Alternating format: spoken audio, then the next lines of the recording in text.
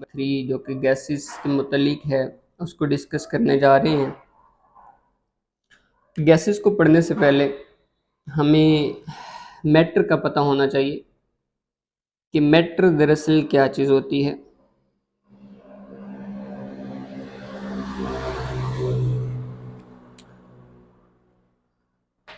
इस कायनात में मौजूद हर चीज़ ही मैटर है अगर देखा जाए तो। मैटर के लिए 2 पॉइंट्स का होना बहुत ज़रूरी है। पहला पॉइंट ये है कि इस यूनिवर्स में मौजूद हर चीज़, आप कोई भी चीज़ ले लें जो कोई ना कोई मैस रखती हो, और दूसरा वो स्पेस को ऑक्युपाई करती हो।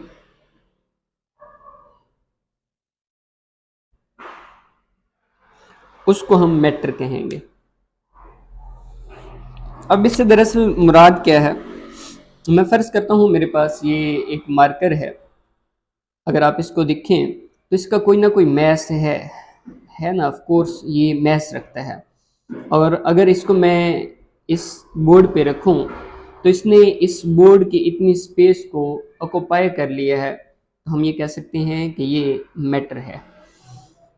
अब जो मैटर है ये 4 स्टेट्स में इस कायनात में एग्जिस्ट करता है। अगर मैं इसके स्टेट्स के बारे में डिस्कशन करूं तो उसमें जो पहली स्टेट है वो है आपके पास गैस। दूसरी स्टेट आपके पास लिक्विड है, और तीसरी स्टेट आपके पास सॉलिड है, और इसकी जो फोर्थ स्टेट है वो आपके पास प्लाज्मा है।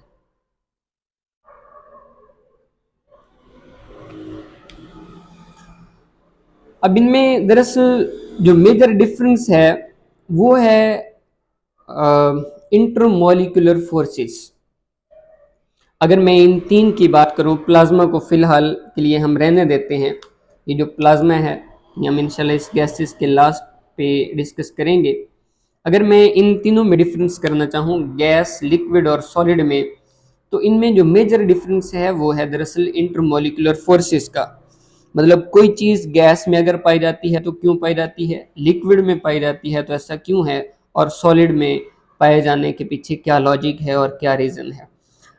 तो सबसे पहले हमें ये पता होना चाहिए कि इंटरमॉलिक्यूलर फोर्स क्या होती है, और एक होती है इंट्रामॉलिक्यूलर फोर्स। इस बात को ज़रा समझना चाहेंगे।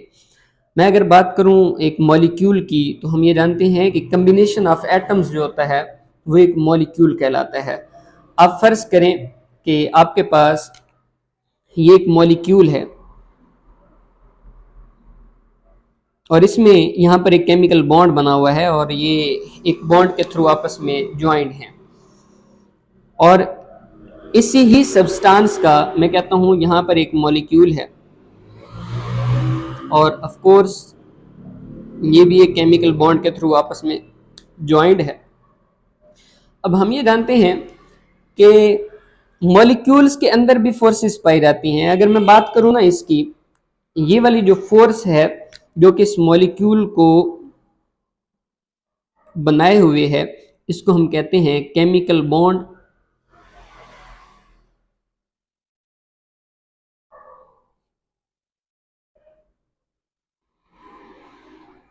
और ये भी ऑफ कोर्स केमिकल बॉन्ड ही है।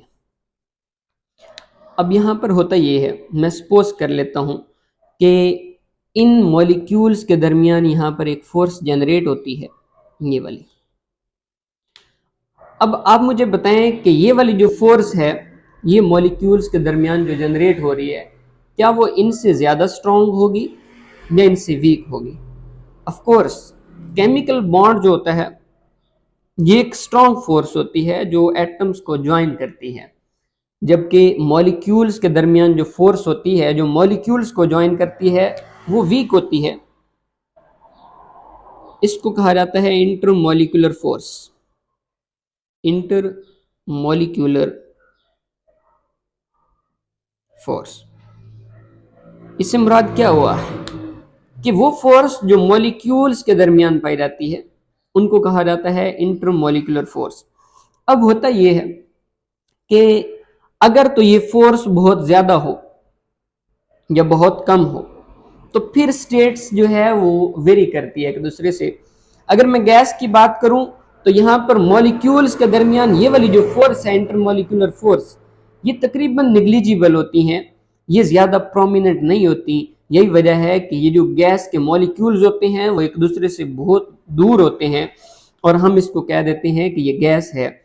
और लिक्विड में क्या होता है, लिक्विड दरअसल फ्लो करने वाली चीज़ को कहा जाता है और ये इसलिए फ्लो करती हैं क्योंकि याद रहे कि यहाँ पर जो मॉलिक्यूल्स हैं उनके दरमियान गैसेस की निस्बत स्ट्रॉन्ग इंटरमॉलिक्यूलर फोर्सेस होती हैं और जब मॉलिक्यूल्स करीब करीब होते हैं तो दरअसल होता ये है कि मैं फ़र्ज़ करता हूँ कि ये एक मॉलिक्यूल है लिक्विड का, इसी तरह दूसरा मॉलिक्यूल होगा यहाँ पर जो कि इसके साथ अटैच होगा, मैं फ़र्ज़ करता हूँ वो ये वाला मॉलिक्यूल है, ठीक है। अब यहाँ पर जब ये ज्वाइन होते हैं तो इनके दरमियान में ये वाली स्पेस क्रिएट हो जाती है। इस स्पेस की वजह से ये एक दूसरे के ऊपर स्लाइड करते हैं और हम कह सकते हैं कि ये फ्लो करते हैं। जबकि अगर हम बात करें सॉलिड की तो सॉलिड में जो इंटरमॉलिक्यूलर फोर्सेस हैं वो वेरी वेरी स्ट्रांग होती हैं। मॉलिक्यूल्स आपस में बहुत हाईली पैक्ड फॉर्म में पाए जाते हैं। यही वजह है कि उनमें रिजिडिटी पाई जाती है, वो फ्लो नहीं कर सकते। तो मेरा ख्याल है कि आप लोगों को गैस, लिक्विड और सॉलिड में जो बेसिक कॉन्सेप्ट है वो समझ आ गया होगा। इसको मैं एक और वे से समझाना चाहूँगा। मैं फ़र्ज़ करता हूँ कि मेरे पास यहाँ पर 3 बीकर हैं।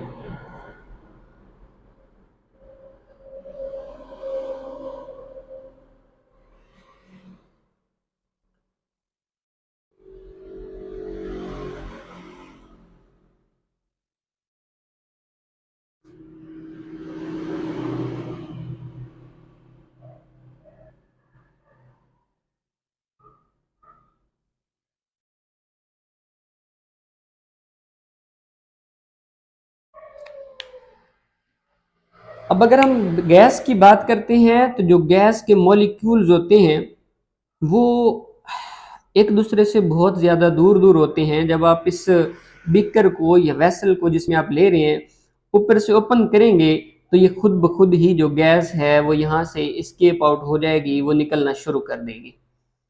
जबकि लिक्विड में ऐसा नहीं है। लिक्विड में स्ट्रॉन्ग इंटरमॉलिक्यूलर फोर्सेस होने की वजह से अगर आप इसको बीकर से बाहर निकालना चाहते हैं तो उसमें फिर आपको क्या करना पड़ेगा कि आपको इसको उंडेलना पड़ेगा। मतलब बीकर को ऐसे सीधा आप नहीं रखेंगे। अगर निकालना चाहते हैं तो आप इसको यूँ घुमा देंगे, रोटेट कर देंगे, मतलब ज़मीन की तरफ कर देंगे तो फिर ये यहाँ से फ्लो करेंगे। और याद रहे कि ये फ्लो करते हैं, इस वजह से ही इनको लिक्विड कहा जाता है। तो ये इस तरह से मूव करेंगे और ये ज़मीन की तरफ आएंगे, जबकि सॉलिड में ऐसा नहीं है। और अगर आप यहाँ पर गौर करें तो लिक्विड आधा जो है वो अंदर है और आधा बाहर निकल रहा है, जिसका मतलब ये है कि ये फ्लो कर रहे हैं। लेकिन सॉलिड में ऐसा नहीं होता। सॉलिड में जो पार्टिकल होते हैं या जो मॉलिक्यूल्स होते हैं, आयंस भी आप कह सकते हैं, वो टाइटली बॉन्डेड होते हैं। उसमें आपको थोड़ा ज़्यादा नीचे करना पड़ेगा, जिस वजह से मैंने इसको थोड़ा ज़्यादा रोटेट कर दिया है। तो वो कुछ आपके पास ये वाला सिनेरियो होगा, ये पैक्ड फॉर्म में होंगे और ये एकदम से ही सारा का सारा जो है वो बाहर निकल आएगा। इसमें गैसेस वाला या फिर लिक्विड वाला बिहेवियर नहीं होगा। आई होप आप लोगों को बेसिक कॉन्सेप्ट जो है वो समझ आ गया होगा। अब हम मूव करते हैं गैसेस की निस्बत गैसेस की तरफ।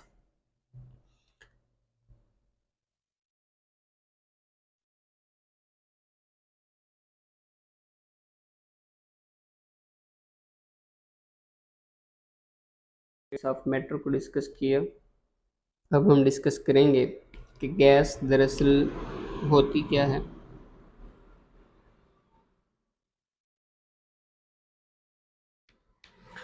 याद रहे कि गैस जो है ये मैटर की सिंपलेस्ट फॉर्म है।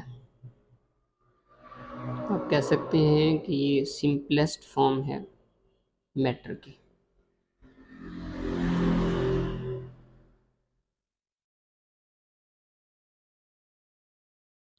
दूसरा ये है कि इसमें जो मॉलिक्यूल्स की मोशन होती है वो फ्री मोशन होती है, तो आप कह सकते हैं कि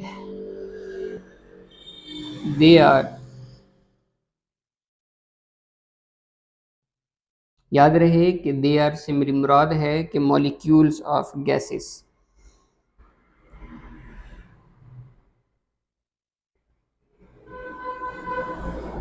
दे आर फ्री टू मूव। और इसमें ये होता है कि गैस के जो मॉलिक्यूल्स होते हैं वो एक दूसरे से बहुत ज़्यादा दूर होते हैं, तो आप कह सकते हैं कि मॉलिक्यूल्स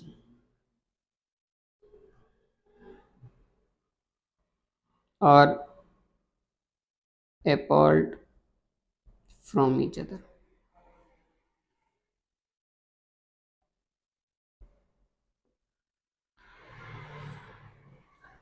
उसके बाद ये है कि जो मॉलिक्यूल्स होते हैं इनमें कोई ऑर्डरनेस नहीं होती, ये टोटली डिसऑर्डर होते हैं, टोटली डिसऑर्डर।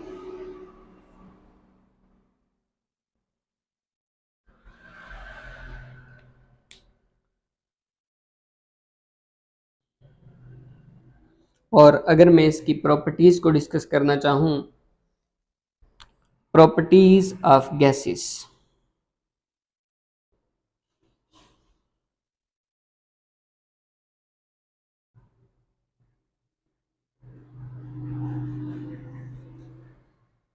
इसमें जो पहली प्रॉपर्टी है वो है जी एक्सपेंसिबिलिटी।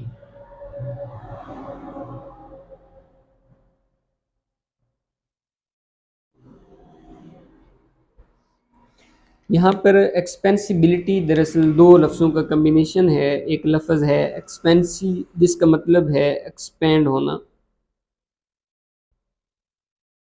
या आप एक्सपेंशन भी कह सकते हैं, और बिलिटी एबिलिटी से है। इसका मतलब ये हुआ कि एक्सपेंड होने की जो एबिलिटी है वो कितनी होती है इनकी। तो हर चीज़ के एक्सपेंड होने की एक लिमिट होती है, लेकिन गैसेस वाहिद एक स्टेट है मैटर की जिसके एक्सपेंड होने की कोई लिमिट नहीं होती। आप ये कह सकते हैं कि दे आर लिमिटलेस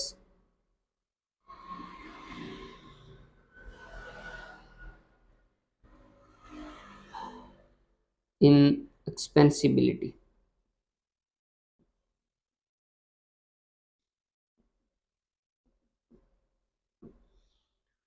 और इसमें होता ये है कि आप जिस भी बीकर में या वेसल में इनको फिल करते हैं, मतलब आप इसको प्लेस करेंगे, मैं फ़र्ज़ करता हूँ आपने इसको गैस को लिया और उसको यहाँ पर प्लेस किया, तो ये क्या करते हैं एक्सपेंड होने की वजह से ही दरअसल इनमें जो एक्सपेंसिबिलिटी पाई जाती है उसी की वजह से ये इस वेसल के सारे वॉल्यूम को ऑक्यूपाई कर लेंगे।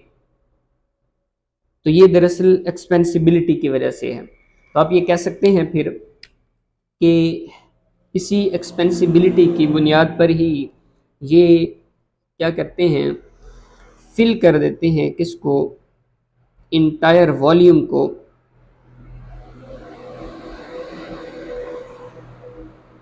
किसका वॉल्यूम, कंटेनर का, कंटेनर के इंटायर वॉल्यूम को फिल कर देते हैं। उसके बाद इसकी जो सेकंड प्रॉपर्टी है वो है आपके पास कंप्रेसिबिलिटी।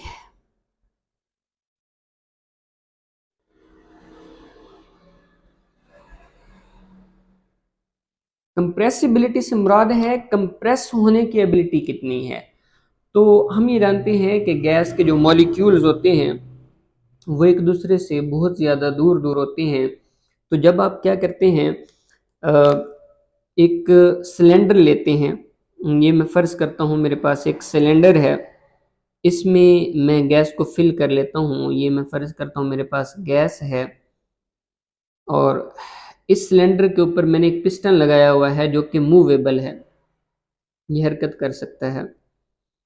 मैं अगर क्या करता हूँ इस पिस्टन पर प्रेशर को अप्लाई करता हूँ, क्योंकि कंप्रेस करने के लिए ऑफ कोर्स हमें प्रेशर अप्लाई करना पड़ेगा। जब मैं इसको अप्लाई करूँगा तो ये जो वॉल्यूम है ये पहले से डिक्रीज हो जाएगा। उसकी रीज़न ये है कि वो जो स्पेस ऑक्यूपाई करते हैं वो काफ़ी ज़्यादा होती है, मॉलिक्यूल्स के दरमियान एम्प्टी स्पेसेस होती हैं। उन एम्प्टी स्पेसेस की वजह से दरअसल ये कंप्रेस किए जा सकते हैं। तो आप ये कह सकते हैं कि इनको इजीली कंप्रेस किया जा सकता है या ये इजीली कंप्रेसिबल होती है। लेकिन इसके लिए शर्त ये है कि ये तभी कंप्रेसिबल होती हैं जब आपके पास क्या हो, एप्लीकेशन ऑफ प्रेशर हो और दूसरा आपके पास मूवेबल पिस्टन हो।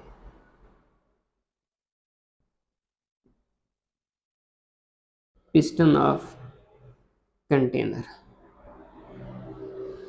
ये इसके लिए शर्त है।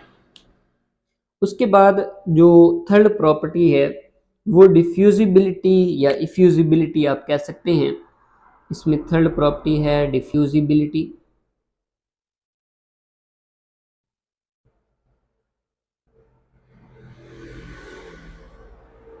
या फिर आप कह सकते हैं इफ्यूजिबिलिटी भी हो सकती है। पहले मैं डिफ्यूजिबिलिटी को डिस्कस करना चाहूँगा। इसमें होता ये है कि फ़र्ज़ करें आपके पास यहाँ पर एक गैस फिल है, मैं कह लेता हूँ कि ये आपके पास नाइट्रोजन गैस फिल है और इस साइड पे आपके पास ऑक्सीजन गैस फिल है। आप क्या करें, इसको यहाँ से रिलीज़ करें और इधर से इस गैस को भी यहाँ से रिलीज़ करें। थोड़ी देर के बाद ये जो मॉलिक्यूल्स होंगे नाइट्रोजन के और ऑक्सीजन के, ये आपस में डिफ्यूज़ हो जाएंगे और ये इस तरह से डिफ्यूज़ होंगे कि ये एक मिक्सचर बना देंगे और उस मिक्सचर को हम कहेंगे होमोजीनियस मिक्सचर। याद रहे कि ये डिफ्यूज़ होने के बाद होमोजीनियस मिक्सचर बनाती है, होमोजीनियस मिक्सचर।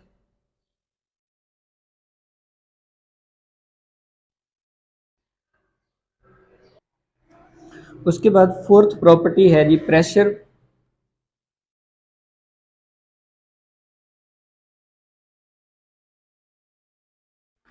जो गैस के मॉलिक्यूल्स होते हैं वो जिस कंटेनर में बंद होते हैं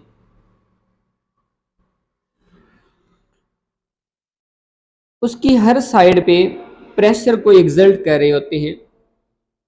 मतलब ये इस साइड पे भी प्रेशर एक्सर्ट करेंगे, ये इस साइड पे भी प्रेशर एक्सर्ट करेंगे, ये हर तरफ से क्या कर रहे होते हैं, प्रेशर को एक्सर्ट कर रहे होते हैं। तो आप ये कह सकते हैं कि gases can exert pressure on the wall of container in all direction. ये इस कंटेनर की हर डायरेक्शन में प्रेशर को एक्सर्ट करते हैं। उसके बाद इफेक्ट ऑफ हीट है कि इनके ऊपर हीट का क्या इफेक्ट होता है। इफेक्ट ऑफ हीट, अब होता ये है कि जब आप एक वेसल में बंद गैस को हीट अप करते हैं तो उनकी काइनेटिक एनर्जी जो है, जो मॉलिक्यूल्स उसमें फिल होंगे उनकी काइनेटिक एनर्जी इंक्रीज हो जाएगी और काइनेटिक एनर्जी इंक्रीज होने की वजह से वो क्या करेंगे, अगर तो पिस्टन मूवेबल आपने लगाया हुआ है उसमें, मैं कहता हूँ ये आपने पिस्टन लगाया है और ये मूवेबल है और इसमें गैस को फिल किया हुआ है, तो जैसे ही आप क्या करेंगे, इसको टेम्परेचर देंगे, हीट प्रोवाइड करेंगे, तो ये जो गैस के मॉलिक्यूल्स होंगे वो इस पिस्टन पर फोर्स अप्लाई करेंगे और वो फोर्स दरअसल इन टर्म ऑफ प्रेशर होगी और ये जो पिस्टन है ये मूव करेगा अपवर्ड डायरेक्शन में। तो इसका जो वॉल्यूम होगा पहले से क्या हो जाएगा, इंक्रीज हो जाएगा। तो इफेक्ट ऑफ हीट को आप ऐसे डिस्कस कर सकते हैं। उसके बाद आता है जी कि इनका वॉल्यूम क्या होता है। तो अगर मैं वॉल्यूम की बात करूं, सॉरी ये 6 पॉइंट है। अगर मैं गैसेस के वॉल्यूम को डिस्कस करना चाहूं तो याद रहे कि गैसेस का कोई स्पेसिफिक वॉल्यूम नहीं होता, डू नॉट हैव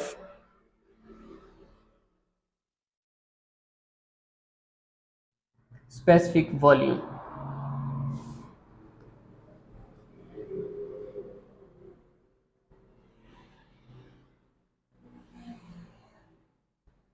अब ये स्पेसिफिक क्यों नहीं होता, इस बात को हम समझ लेते हैं।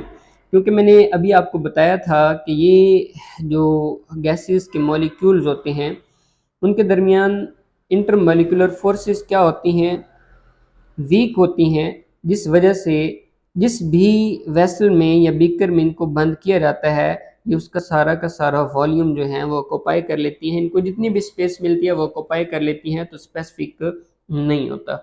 उसके बाद अगर आप शेप की बात करते हैं तो शेप भी इनकी स्पेसिफिक नहीं होती।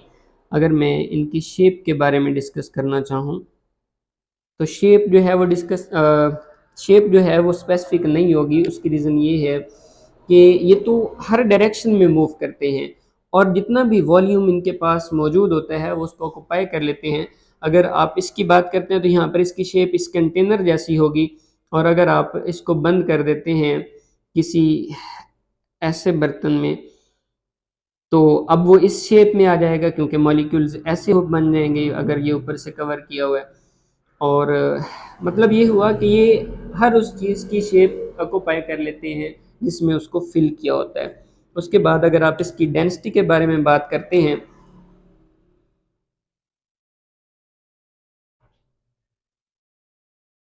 अब डेंसिटी हम ये जानते हैं कि डेंसिटी के लिए एक फॉर्मूला होता है, rho is equal to mass divided by volume.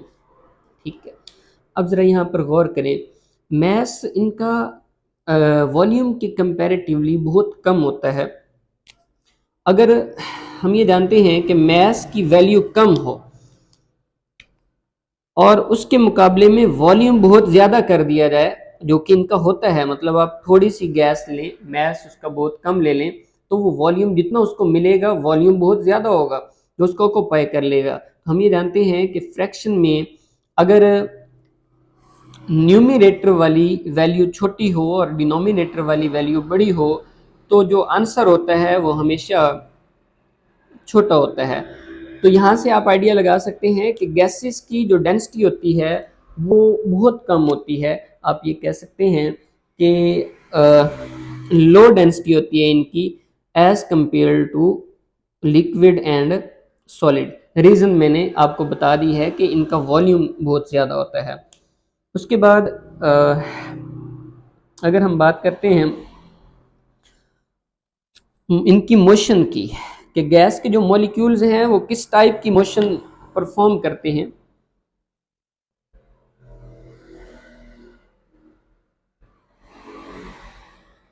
तो ये डिफरेंट टाइप्स की मोशन को परफॉर्म करते हैं। इनमें ट्रांसलेशनल मोशन भी पाई जाती है, मॉलिक्यूल्स की बात कर रहा हूँ, ट्रांसलेशनल मोशन भी होती है। इसमें रोटेशनल मोशन भी पाई जाती है और इनमें वाइब्रेशनल मोशन भी पाई जाती है।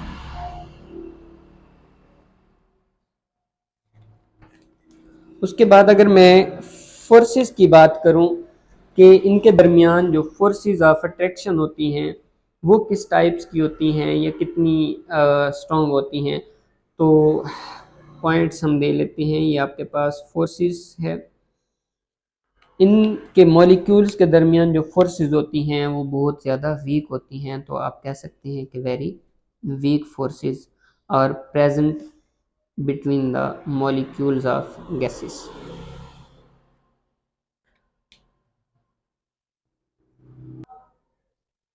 अच्छा जी, उसके बाद जो गैसेस की प्रॉपर्टीज़ हैं इनको डिस्क्राइब करने के लिए कुछ हमारे पास पैरामीटर्स हैं। वो पैरामीटर्स कौन से हैं उनको हम डिस्कस करते हैं। तो आप ये कह सकते हैं कि पैरामीटर्स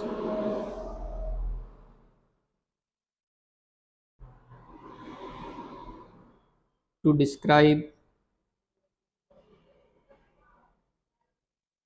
प्रॉपर्टीज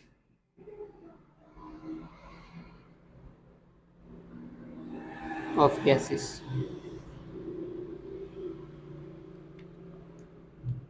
तो ये 4 पैरामीटर हैं जिनकी बुनियाद पर आप गैसेस की प्रॉपर्टीज़ को फुली डिस्क्राइब कर सकते हैं। एक आपके पास वॉल्यूम ऑफ गैस है,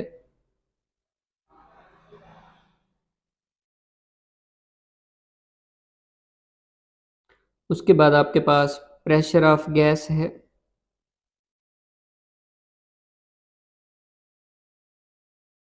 और दूसरा आपके पास टेम्परेचर ऑफ गैस है, और चौथा जो है वो है number of moles of gas, number of moles of gas.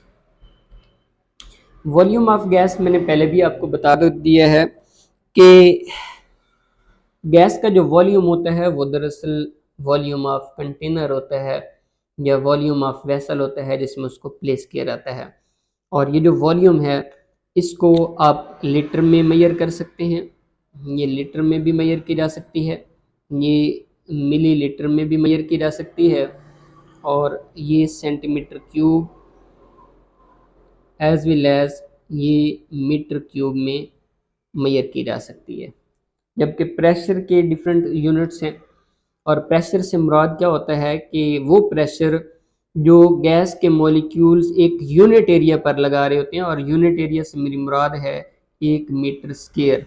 मतलब आपके पास वेसल का जो 1 मीटर स्क्वायर का एरिया है उस पर कितना प्रेशर एग्जर्ट हो रहा है ड्यू टू गैस मॉलिक्यूल्स, उसको हम उसका प्रेशर कहेंगे, क्योंकि एरिया का यूनिट जो है वो मीटर स्क्वायर होता है। और ये जो प्रेशर है इसको मोस्टली एटीएम में लिया जाता है, तो आप इसका यूनिट एटीएम कह सकते हैं। गैस का जो टेम्परेचर है ये सेल्सियस में भी आप मेजर कर सकते हैं, एज वेल एज ये आप केल्विन में भी मेजर कर सकते हैं। एक बात याद रहे कि केल्विन के ऊपर ये आपने डिग्री का निशान नहीं लगाना। और नंबर ऑफ मोल्स क्या होते हैं, ये दरअसल मैस ऑफ गैस को शो करता है।